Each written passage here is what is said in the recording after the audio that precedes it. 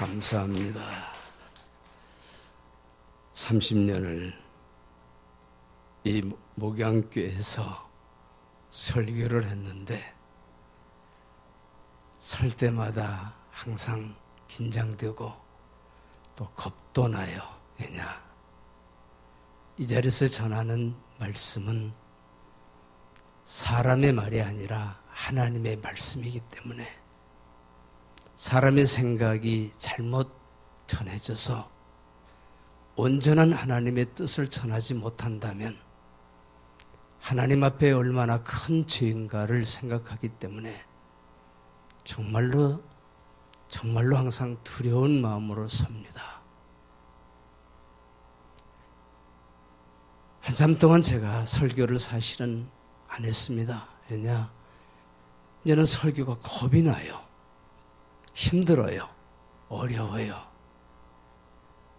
그런데 김 목사님이 너는 자꾸 설교를 좀 해달라 부탁을 하는데 계속 거절을 하다가 이 송구 영신 예배만은 꼭 설교를 해달라 부탁을 해서 어쩔 수 없이 강단에 서서 말씀을 전하지만 이 시간에 떨리는 마음으로 섰습니다. 먼저는 여러분들이 마음문을 여시고 하나님의 성령이 운행함으로 하나님이 기뻐하시는 뜻이 하나님의 축복이 여러분에게 믿음대로 임하시기를 주님의 이름으로 축원합니다. 창세기에 보면은 인생을 자기 하고 싶은 대로 자기 머리대로 산 그런 사람이 있습니다. 야곱이라고 하는 사람입니다. 머리가 참 좋았습니다. 한마디로 그 사람에게 걸리기만 하면 안 넘어가는 사람이 없었습니다. 똑똑한 형님도 오랜 인생의 경륜을 가지고 계신 아버지도 그에게는 감쪽같이 속아 넘어갔습니다. 야곱은 인생을 그렇게 살았습니다. 이름 자체가 그는 그런 이름을 가지고 태어난 사람입니다. 그가 장자권을 형님을 속여서 빼앗고 아버지를 속여서 축복을 받은 후에 형님인 에서가 그를 죽이겠다고 하는 위협 때문에 결국은 도망을 가서 자기의 외갓집 동네 외삼촌 라반의 집에 가서 또 그곳에서 삼촌을 속여서 큰 부자가 됐습니다. 나름대로 재산도 먹고 나름대로 또 가정도 이루고 의기양양해서 금이 환영하는 기분으로 고향 땅을 돌아올 때에 웬거려 야복강가에서 된통 걸렸습니다. 알고 보니까 지금까지 자기가 쌓았던 모든 것을 다 빼앗고 그를 죽이려고 형 에서가 군대를 이끌고 기다리고 있습니다. 야곱이는 이제 나는 큰일 났구나. 이제는 모든 것을 이제 나는 다 잃게 생겼구나. 그러면서 그 자리에서도 그는 머리를 썼습니다. 자기의 모든 양떼 소떼를 4대로 나누어서 하나 잃으면 두 번째, 두 번 잃으면 것을 잃어버리면 세 번째, 세 번째 것 잃어버리면 네 번째, 그 다음에는 나 혼자만 도망가야 되겠다. 그 순간까지도 머리를 쓰는 그러나 그가 도저히 자기의 생각대로 되지 않는다는 사실을 발견하고 그는 천사를 붙들고 하나님의 축복을 구합니다. 하나님이 나를 축복하지 않으면 나는 절대로 놓지 않겠다. 이제는 하나님밖에 없다. 바로 깨달았습니다. 여러분 그렇습니다. 우리도 인생을 살아가면서 우리 나름대로 우리 머리 써서 영연체 하면 살지만 사실은 하나님 앞에서 우리는 정말로 어린아이만도 못한 어리석은 사람인 줄로 믿으시길 바랍니다. 야곱은 이제 하나님만 의지합니다. 그때 하나님이 그 야곱을 붙들어 주시고 문제를 해결해 주셔서 형과의 문제가 해결됐습니다. 자, 이제 그러면 원래 야곱이는 형의 위협을 피해서 도망갈 때 일찍이 베델이라고 하는 곳에서 하나님께 서원했습니다. 하나님, 저 무사히 돌아올 수 있게만 해주신다면 이곳에 와서 하나님의 전을 세워드리고 이곳에 예배드리겠습니다. 그런데 야곱이는 자기 나름대로 인생을 성공적으로 살았다고 생각하면서 모든 걸 얻었을 때 그것을 깨끗이 다 잊어버린 거예요. 그럼 하나님이 그 야복 강가에서도 그를 지켜주었으면 이제는 정신 차리고 깨달아야 돼야 되는데도 불구하고 사람이라는 게 또 그게 아니에요. 또 야곱은 그가 서원하고 가야 될 베델로 가지 아니하고 자기 편한 대로 세겜이라는 곳을 향해서 갑니다. 그곳에 갔을 때 또 거기에서 그는 큰 낭패를 당하고 가정의 위협을 당합니다. 하나님이 그때 다시 야곱에게 말합니다. 야곱아, 베델로 올라가라. 네가 서원했던 대로 베델로 올라가서 그곳에 가서 그곳에서 단을 쌓아라. 그곳에서 예배를 드려라고 말씀하셔요. 야곱이 그때서 깨달았습니다. 그렇구나. 내 좋은 머리로 인생을 그렇게 살았을지라도 헛된 삶을 살았구나. 이제는 내가 하나님의 말씀대로 순종하고 하나님 말씀대로 따르리라 하고 그가 베델로 올라갔을 때 하나님께서 지켜주셔서 무난히 그는 베델로 가게 되었고 그곳에서 정말로 하나님께 예배를 드렸고 그곳에서 하나님의 축복을 받아서 자손도 번성하고 그곳에서 하나님의 축복을 받아 누리게 되었습니다. 문제는 무엇입니까? 사람은 인생을 살아갈 때 대부분 자기 나름대로, 자기 편한 대로, 자기 생각대로 살지만 그 삶이 결국은 헛되다는 사실을 깨닫고 살아가는 삶 속에서 자기 잘못을 인정하고 회개하고 변화되어야 참된 하나님의 축복을 누릴 수 있다는 사실입니다. 야곱은 변화되었기 때문에 하나님의 축복을 회복할 수가 있었습니다. 그렇습니다. 오늘 말씀에 보면은 변화되는 역사 이야기예요. 멋있게 변화되는 내용의 말씀입니다. 오늘 본문 이야기입니다. 갈릴리 가나라는 곳에 혼인잔치가 있었습니다. 그 혼인잔치에 예수님이 초청을 받았습니다. 그런데 어찌된 일인지 혼인잔치의 가장 중요한 포도주가 도중에 떨어졌습니다. 잔치가 엉망이 되어버리고 말았습니다. 이때에 예수님께서 그 혼인잔치에 가장 필요한 포도주를 물로 포도주를 만들어서 해결해 주었다는 이야기입니다. 변화되어서 쓸모없는 맹물이 쓸모있는 포도주로 변했을 때에 그 잔치가 바로 설 수가 있었던 것처럼 우리가 쓸모없는 인간이 쓸모있는 사람으로 바뀔 때에 정말로 하나님으로부터 진정으로 복을 받을 수 있는 사람이 될 수가 있는 것입니다. 예수님은 문제를 해결해 주십니다. 물로 포도주를 만들어서 낭패당한 잔치를 해결해 주셨던 것처럼 예수님은 어느 곳에선지 간에 우리 인생의 문제, 잘못된 문제, 꼬여가는 문제, 실패한 문제, 모든 문제들을 주님만 계시다면 해결해 주시는 것입니다. 그래서 여러분, 때로 우리가 살아갈 때 어렵고 힘든 사업과 직장의 문제도 있습니다. 갑자기 발생한 건강의 문제도 있습니다. 어떤 경우에는 답답한 가정의 문제도 있습니다. 그러나 그곳에 예수님만 계시다면 문제가 해결되는 줄로 믿으시기 바랍니다. 예수님은 그렇게 좋으신 분이에요. 그 예수님만 만나면 해결돼요. 그 예수님만 믿으면 되는 거예요. 우리에게는 항상 이 예수님이 우리 가까이 계시기 때문에 우리는 그 예수님 믿고 예수님 말씀에 힘을 얻고 예수님께서 약속하신 축복을 누릴 수가 있는 것입니다. 가장 중요한 것은 뭐냐면 아무리 말씀을 해주셔도 그 말씀을 믿지 않으면 아무 소용이 없어요. 믿음이 가장 중요해요. 여러분, 저와 여러분이 가지고 있는 중에서 가장 소중한 것은 믿음입니다. 믿음만 가지고 있으면 믿음을 통해서 무엇이든지 이룰 수가 있는 거예요. 오병이어의 기적의 이야기를 하실 겁니다. 예수님 어느 날 사람들을 데리고 빈들에 가셨습니다.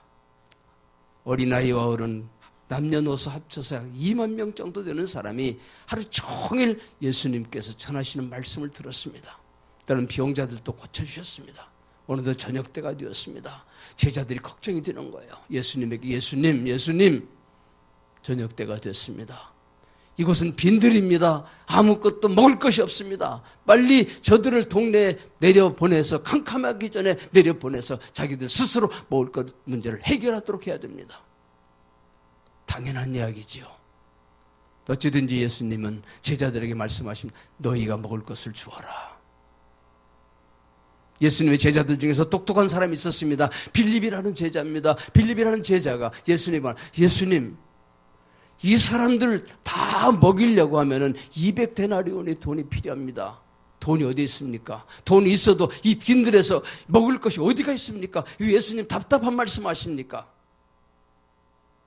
그런데 그 중에서 안드레는 조금 상황 판단할지 모르지만은 그러나 그는 예수님께서 말씀하셨다면 분명히 해결책이 있다는 사실을 믿었습니다. 그 믿음, 안드레의 그 믿음 하나가 그날 오병이어의 기적의 위대한 역사를 이루게 된 것이에요. 여러분, 우리가 살아갈 때 정말 그렇기 때문에 우리에게 믿음이 필요한 거예요. 똑똑한 빌립의 머리가 필요한 것이 아니라 안드레와 같은 그런 믿음이 우리에게 필요한 것입니다. 여러분, 믿음이라고 하는 것은 믿어지지 않는 것을 믿는 것이 믿음이에요. 이스라엘 백성들이 출애굽할 때 12명의 정탐꾼을 미리 보내보잖아요. 도대체 하나님이 약속하신 땅은 어떤 곳인가? 가서 12명의 정탐꾼 12지파에서 각 지파마다 한 사람씩 뽑았으니까 아주 똑똑하고 용기 있는 사람들 아니겠어요? 그들이 다 가서 돌아봤습니다. 똑같이 돌아봤어요. 똑같이 판단합니다. 그곳은 산악은 험준하고 성은 견고하고 사람은 장대하고 도대체 간에 남녀노소 섞여있는 이스라엘 백성들하고는 비교가 안 됩니다. 그들 중에서 10명이 뭐라고 말합니까? 우리들은 그들에 비교하면 메뚜기 떼같이 아무 힘도 없고 능력도 없는 아무 소용없는 인간들입니다. 차라리 우리 그곳에 가서 죽느니 차라리 애굽으로 돌아갑시다.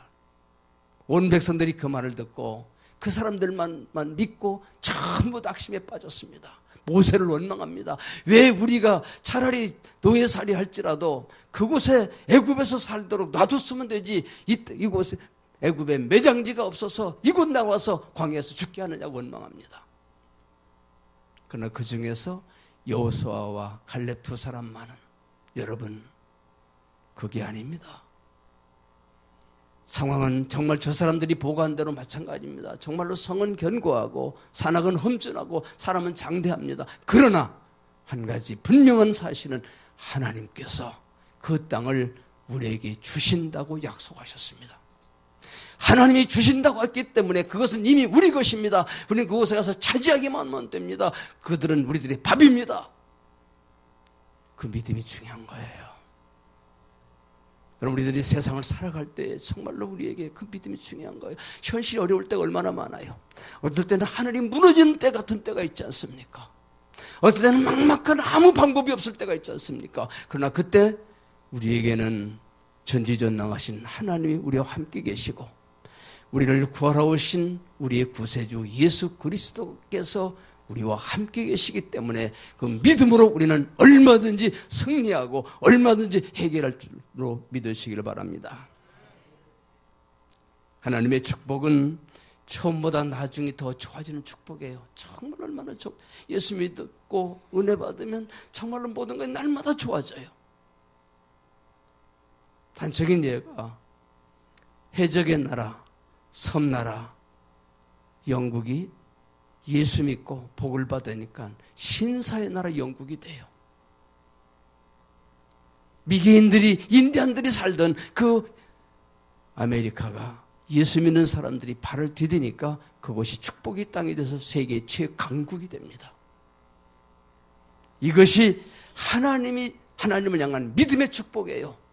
믿음의 축복. 믿음은 그렇게 위대한 역사를 이루게 되는 것입니다. 신약성경 야고보서 1장 17절 말씀에 보면 온갖 좋은 선물과 모든 온전한 은사는 위로부터, 즉 하나님으로부터 우리에게 내려온다. 하나님으로부터 모든 은사, 하나님의 선물이, 하나님의 위대한 축복이 하나님에게로부터 우리에게 내려오는 거예요. 그 하나님이, 만복의 근원 되신 하나님이 저와 여러분들의 아버지 되신 하나님이에요. 여러분, 아버지가 얼마나 좋습니까? 여러분, 아버지 것은 내 것이에요. 아버지에게는 체면이 필요 없어요. 아버지 것은, 아버지 앞에서는 때를 써도 되고 아버지 앞에서는 울어도 되고, 아버지 것은 내 것이라고 달라고 해도 되는 것이 아버지잖아요. 그 아버지가 우리가 믿는 아버지 하나님이신 것입니다. 그래서 오늘은 여러분, 하나님은 우리 좋은 아버지시기 때문에 우리에게 좋은 것을 주십니다. 그래서 오늘보다 우리는 미래가 더 아름다운 것을 기대하시고 희망의 가슴으로 부푸시기를 주님의 이름으로 축원합니다. 자, 여러분, 그러면 이런 축복의 인생이 되려면 어떤 조건이 필요합니다. 어떤 조건일까요? 첫째는 예수님을 초청해야 돼요. 오늘 본문 성경 1절, 2절 말씀을 스크린에 띄워주셔봐요.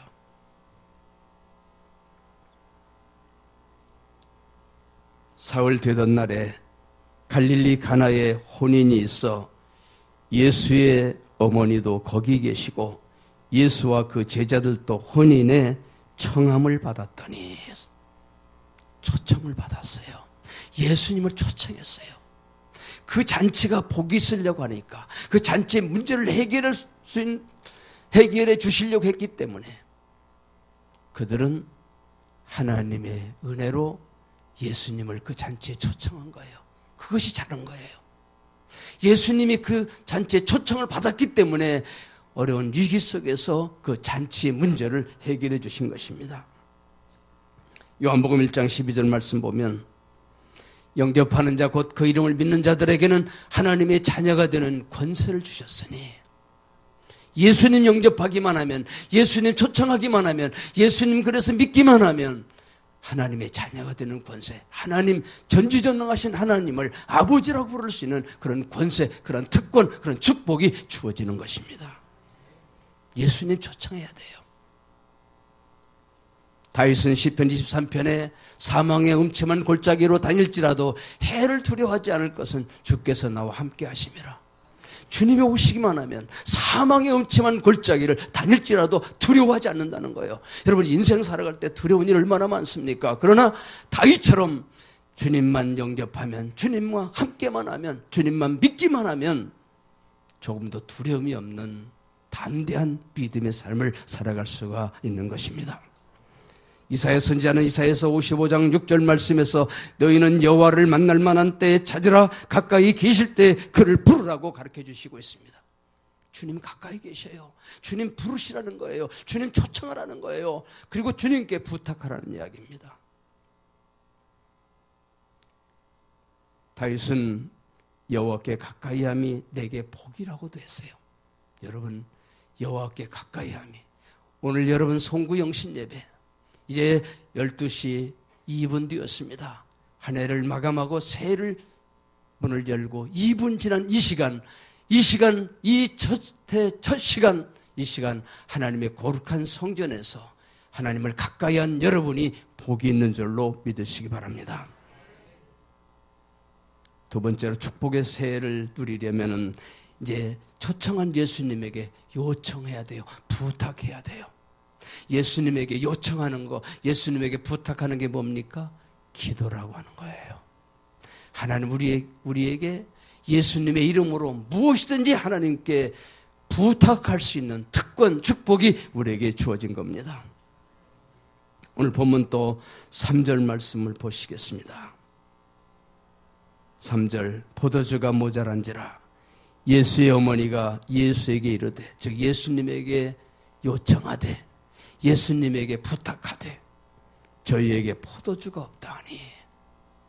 지금 이 잔치에 포도주가 떨어졌는데 마리아가 아무도 이제는 방법이 없는데 마리아는 생각하면 예수님에게 부탁하면 된다. 예수님에게 부탁하는 거예요. 여러분, 우리도 살아갈 때 여러분 정말로 필요한 것이 있다면 우리 주님, 가까이 계신 우리 주님, 그 주님에게 부탁하면 되는 거예요. 그게 뭐냐면 기도라고 하는 것입니다. 여러분, 기도는 특별한 것이 아니에요. 기도는 나의 상황을 알리는 거예요. 하나님, 제 상황이 지금 이렇습니다. 하나님 아시지요? 하나님, 제가 이것이 필요합니다. 하나님, 이것 주십시오. 이거 도와주세요. 이게 하나님 부탁하는 거예요. 다행히 우리 목양교회 요새 정말 새벽 기도회가 활성화가 됐습니다. 많은 분들이 모이기 시작합니다. 여러분, 교회는 기도가 살 때에 그때 교회가 사는 거예요. 기도가 힘이 있을 때 교회가 힘이 있는 겁니다. 우리 목양교회는 처음부터 기도가 강한 교회였어요. 우리 목양교회 한참 기도에 불 붙었을 때는 새벽 기도에 120명씩 나왔습니다. 그러던데 어느 날 자꾸 줄어서 힘이 약될 때에 이제 다시 한번 새해를 시작하면서 우리 김 목사님이 여러분들을 독려할 때 여러분들이 점점 많이 나와서 새벽 기도가 이제는 3층에서 드릴 수가 없을 정도로, 그래서 2층에서 드려야 될 정도로 이렇게 자꾸 날마다 새벽 기도하는 사람 늘어나는 건 정말로 좋은 현상입니다. 아무쪼록 여러분, 이 새해 열심히 기도하시고 하나님께 부탁하시고 하나님의 도우심을 받아 가나 혼인잔치에 예수님께 요청해서 문제를 해결하셨던 것처럼 여러분의 모든 문제가 해결받으시기를 주님의 이름으로 축원합니다.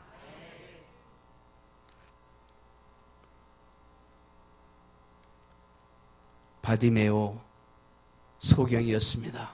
그가 눈을 떴어요. 여러분, 예루살렘에 소경이 당시에 바디메오 한 사람밖에 없었겠어요. 옛날에는 참 소경이 많았답니다. 왜냐?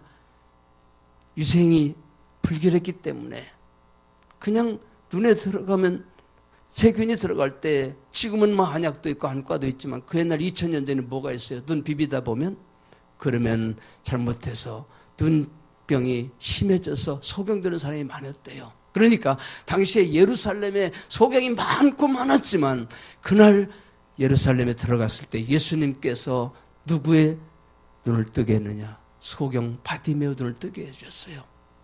왜요? 바디메오가 주님께 간절하게 요청했습니다. 다윗의 자손이여, 나를 불쌍히 여겨 주시옵소서. 주님을 향하여 간절한 믿음을 가지고 주님께서 눈을 뜨게 해달라고 간절히 구했을 때 주님께서 그 소경 바디메오의 믿음을 보시고 그의 눈을 뜨게 해주신 거예요.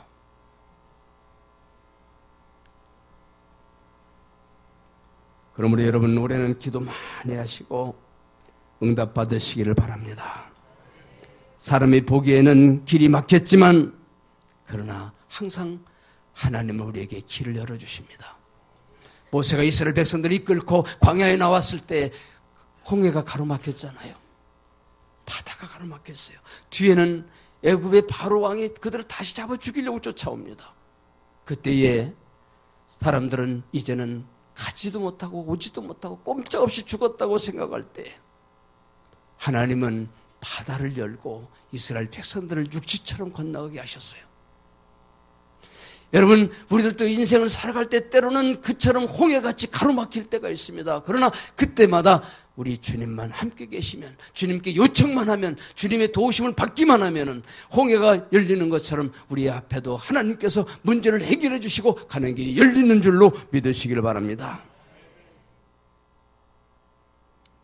문제는 주님을 우리가 어떤 분으로 생각하느냐, 어떻게 믿느냐가 문제가 있어요. 예수님 당시에 유대인들은 대부분 예수님 어떤 분을 알았냐? 예수님을 선지자쯤으로, 조금 예수님 대접해 주는 사람들이 예수님이 선지자쯤으로 생각해서 예수님을 랍비 정도로 생각했습니다. 그러나 혈루증 걸린 여인, 사람들이 많아서 가까이 갈 수도 없었지만 이 혈루증 걸린 여인은 병을 고치려고 사람들을 헤집고 나가서 예수님 옷자락을 붙들었습니다. 주님 만났어요. 주님이 그 믿음을 인정해 주셨습니다. 그 순간 깨끗이 고침받는 기적의 역사가 일어났습니다. 여러분들은 하나님을 어떤 분이라고 보고 있습니까? 예수님은 우리가 이 땅에 살면서 평강의 축복을 누리며 살기를 원하십니다. 예수님이 어떤 복을 주셔요? 만난 사람들에게 너에게 평강이 있을지어다. 그리고 예수님은 이 땅에서 우리를 구원하시고 그 십자가를 지시고 그리고 죽으시고 부활하셨다가 하늘에 오르셔서 지금도 하나님 보호자 우편에서 우리를 위해서 친히 간구하고 계세요. 그게 무슨 말입니까? 예수님이 우리를 위해서 우리의 모든 문제를 해결해 주시려고, 우리를 축복해 주시려고, 우리를 구원해 주시려고 지금도 살아계셔서 하나님 보호자 우편에서 우리를 위해서 친히 간구하시고 기도해 주시고 계시는 줄로 믿으시기 바랍니다. 세 번째로 우리는 축복의 세를 누리려면은 하나님의 말씀에 순종해야 됩니다. 본문 7절, 8절 말씀을 다시 올려주세요. 예수께서 저희에게 이르시되 항아리에 물을 채우라 하신즉 아구까지 채우니 이제는 떠서 연회장에게 갖다 주라 하심에 갖다 주었더니 예수님께서 하인들에게 명령하십니다. 저 빈 항아리에다가 물을 채워라. 하인들은 무슨 영문인지도 모르고 예수님이 하라는 대로 그냥 순종해서 물을 갖다 채웠어요. 그랬더니 예수님이 웬거려 이번에는 그것을 떠다가 연회장에 갖다 주라. 여기는 문제가 있습니다. 맹물을 연회장에 떠다 주었다가 하인들은 무슨 꼴 당하게 해요? 예수님은 손님입니다. 연회장은 거기에서 가장 신분이 높은 사람입니다. 만약에 맹물 떠다 주고 이게 포도주라고 했다가 만약에 연회장에게 연회장을 농락하는 죄로 맞아 죽을 수도 있어요. 그러나 이 하인들은 예수님 말씀에 그대로 순종했어요. 예수님이 하라는 대로. 그들이 분명히 맹물을 갖다 부었는데 그 물을 갖다가 포도주라고 갖다 주라고 했을 때 그냥 순종했어요. 근데 그 물을 떠다가 갖다 주는 도중에 그 맹물이 포도주로 변화되는 위대한 역사가, 기적이 일어나게 된 것입니다. 여러분, 우리도 우리의 판단대로 안 될 것 같을지라도 말씀에 순종하면 기적이 일어나요. 여러분, 우리 기적이라고 하는 것은 믿음을 통해서 이루어지는 거예요. 우리가 믿을 때 도저히 이치적으로는 믿을 수가 없을지라도 주님의 말씀이기 때문에 믿고 순종할 때 거기서 위대한 기적의 역사는 일어나게 되는 거예요. 복 있는 성도는 이해가 되어서 믿는 것이 아니라 이 하인들처럼 믿고 순종하면 이해가 되고 그곳에 기적이 일어나게 되는 것입니다. 내 생각으로는 이해가 안 되어도 여러분, 우리가 신앙생활 하다 보면 때로는 우리의 이성으로 판단되어 할 수 없는, 이치적으로 이해할 수 없는 일들이 참 많아요. 그러나 그때마다 우리가 그 말씀에 순종할 때 참으로 놀라운 역사들이 일어나게 됩니다. 그 대표적인 한 예가 베드로 이야기입니다. 베드로가 평생 어렸을 때부터 갈릴리 바닷가에서 물고기 잡던 사람이잖아요. 물고기 잡는 것 하나만은 남에게 뒤지지 않는 그런 사람이었습니다. 근데 어느 날 이상하게도 물고기가 한 마리도 안 잡혀요. 밤새도록 그물을 던졌는데 단 한 마리도 못 잡았어요. 새벽녘에 예수님이 가까이 오더니 그물을 가서 깊은 곳에 던져라. 아니, 베드로가 밤새도록 그물 던졌는데 깊은 곳에 안 던져봤겠어요? 근데 예수님은 이상하게도 베드로에게 가서 깊은 곳에 그물 던지라는 거예요. 물고기 잡는 전문가는 누굽니까? 베드로예요. 베드로는 평생 물고기 잡던 어부였고 예수님은 성경 좀 가르치는 랍비에 불과해서 당시에. 그런데 전문가인 베드로를 향해서 깊은 곳에 가서 그물을 던지라고 그래요.